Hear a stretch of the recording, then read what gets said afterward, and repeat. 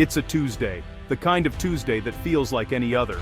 Quiet, unremarkable, the world just waking up and stretching its arms. You shuffle into the living room, coffee in hand, and turn on the news, expecting the usual weather updates and traffic jams. But today, the screen flashes red. Squirrel Gate. City Hall has been shut down by a rogue squirrel, now infamously known as General Von Nuts, who somehow rallied an entire army of squirrels to his cause. Instantly, the internet explodes. Squirrel Gate trends worldwide, memes and conspiracy theories multiplying by the second. Pundits scream at each other on every channel. Is this a sign of societal decay, a foreign plot, or just a squirrel with a serious attitude problem, and a flair for the dramatic? For 3 days straight, it's all anyone talks about. Cafes buzz with debate, offices pause for viral videos, and even your neighbor has an opinion. Team Squirrel takes to the streets, demanding a full pardon for their furry hero, waving homemade signs and donning bushy tails. Meanwhile, Team Order insists on new fences and barricades around every government building, determined to restore control. Your cousin, never one to miss a trend, posts a 30-part thread about the symbolism of flag-chewing rodents and the deeper meaning behind it all. The noise is deafening, newsrooms in chaos, social media ablaze, everyone shouting but nothing really changing. And while we argue about a squirrel, our house, our society, is quietly being stripped for parts piece by piece, right under our noses. This isn't just a joke. Every week, a new outrage grabs our attention.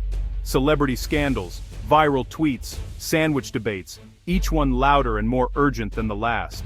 These stories are like flashbangs, loud, blinding, and perfectly designed to distract us from what really matters. They make us angry at each other, dividing friends and families over things that, in the grand scheme, barely matter at all. Meanwhile, in the background, something far more important is happening. Decisions are being made, futures decided, and we're too distracted to notice. The outrage is the magician's misdirection. Look, a squirrel, while our economic future is sawed in half and we're left wondering where it all went. And the trick? It's been working for a very, very long time. We fall for it, again and again, as history repeats itself, one distraction at a time. The outrage machine is a well-oiled ecosystem, cable news, social media, and algorithms that profit from our anger. Your calm post gets ignored, your rant goes viral. Outrage is profitable. This constant churn keeps us from noticing the bigger story, the slow, silent transfer of wealth from the many to the few. It's easier to argue with your neighbor than to confront a faceless system rigged against you. The outrage machine gives us an enemy, each other, while the real culprits haul away the cake. Divide and conquer, and it's working perfectly. Here's the real story. Over the last 50 years, America has witnessed one of the largest upward transfers of wealth in modern history. This shift didn't happen overnight, and it wasn't the result of a single event. Instead, it's been a slow, steady process, quietly reshaping the country's economic landscape while most people were just trying to get by. This isn't a conspiracy theory or wild speculation. It's a reality backed by mountains of hard data, economic studies, and decades of research. The numbers tell a story that's impossible to ignore. The American promise was simple. Each generation would do better than the last. For decades, families believed in that dream, working hard and expecting their children to climb even higher. But since the late 1970s, that promise has been quietly breaking, leaving many to wonder what happened to the future they were promised. The ladder to the middle class lost its rungs. The steps that once helped families rise, good jobs, affordable homes, accessible education, have become harder to reach or disappeared altogether. Wealth isn't just about your paycheck, it's about your savings, your home, your ability to retire with dignity, and your sense of security. For many, these foundations are now shaky at best. The bottom 90% of Americans now hold just over 30% of the nation's wealth, down from 37% in 1990. That's millions of families losing ground, year after year, while the top grows richer. The top 1% now holds more wealth than the entire bottom 90% combined. That's not just a statistic, it's a seismic shift in who controls America's future. This isn't about envy or resentment, it's about economic stability. When so much wealth is concentrated at the top, the entire system becomes fragile, and communities everywhere feel the strain. The middle class can't afford homes, can't start families, and can't take risks. The American dream, once a source of hope, is now replaced by anxiety and uncertainty for millions. It's not your fault.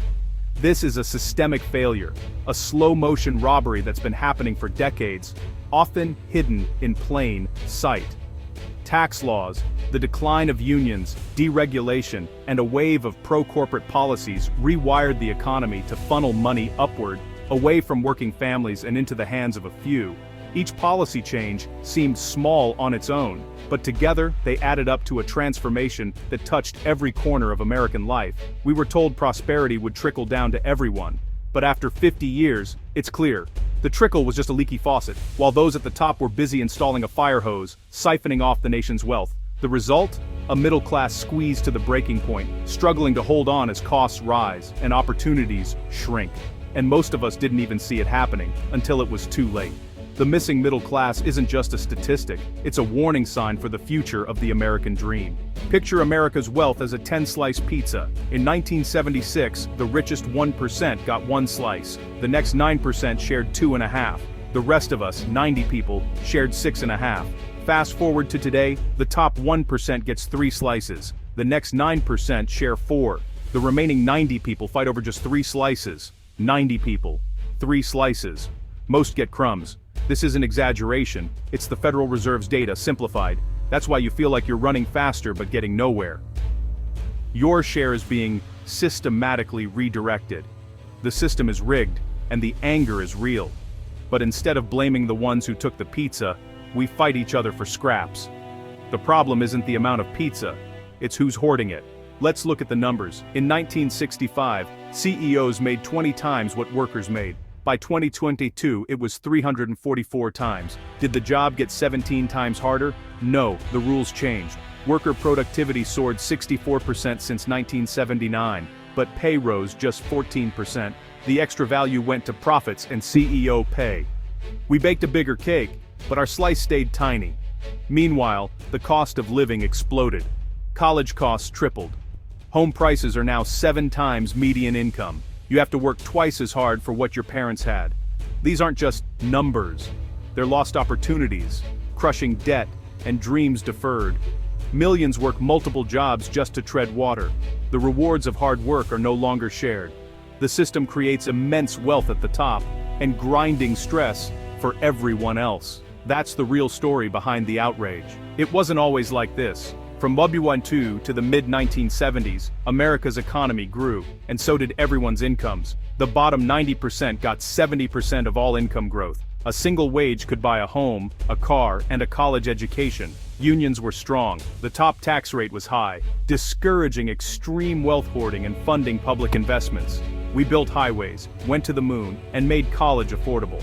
The system wasn't perfect, prosperity wasn't shared equally, but the rules promoted shared growth. Success was shared with workers, not just executives. Extreme inequality wasn't inevitable, it was a choice. We've had a fairer system before. We know it's possible. The question is, why did we stop, and how do we get it back? So, what changed? Starting in the late 1970s, a new philosophy took over. What's good for the rich is good for everyone. Taxes on the wealthy were slashed. Capital gains were taxed less than wages. Unions were weakened, making it harder for workers to bargain.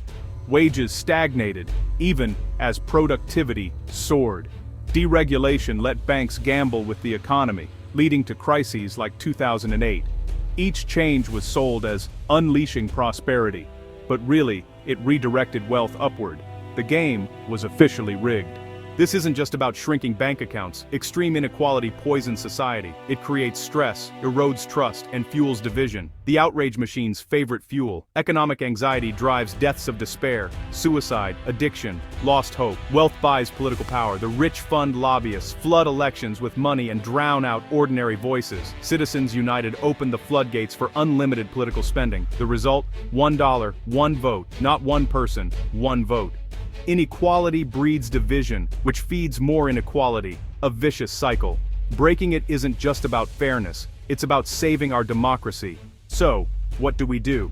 When faced with a system that feels rigged, it's easy to feel powerless. But history shows us that change is possible if we act together. The good news is, we know what works. Across generations, Americans have come together to solve big problems and build a more just society. We've built a fairer society before, From the New Deal to the Civil Rights Movement, progress has always come from ordinary people demanding better. First, fix the tax code. Our current system favors the wealthy and powerful, leaving working families behind. We need to reward work as much as wealth. Every American who puts in an honest day's work deserves a fair shot at success. That means raising top tax rates and taxing capital gains like income, so the richest pay their fair share. Use the revenue to lower taxes for working families and fund public services, like schools, healthcare, and infrastructure that benefit everyone. Second, get big money out of politics. Pass campaign finance reform, overturn Citizens United, and restore faith in our democracy. We must close the revolving door between government and lobbying. So public service means serving the people, not special interests. Make politicians answer to voters, not donors. Third, invest in people through infrastructure, schools, affordable college, strong social security, and the right to unionize. When we invest in each other, we all rise together. These aren't handouts, they're investments in our future, building stronger families and communities for generations to come. A better educated, healthier, more secure population drives prosperity.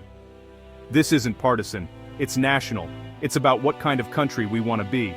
While we've been fighting over squirrels, we've been robbed by a system designed for the few. Distraction keeps us divided, while inequality grows. It's time to turn off the outrage machine and demand an economy that works for all of us. Real change starts when we come together. The best time to fix this was yesterday. But every day we wait, the challenge grows. The next best time is right now. Together, we can build a fairer America, one where everyone has a chance to thrive.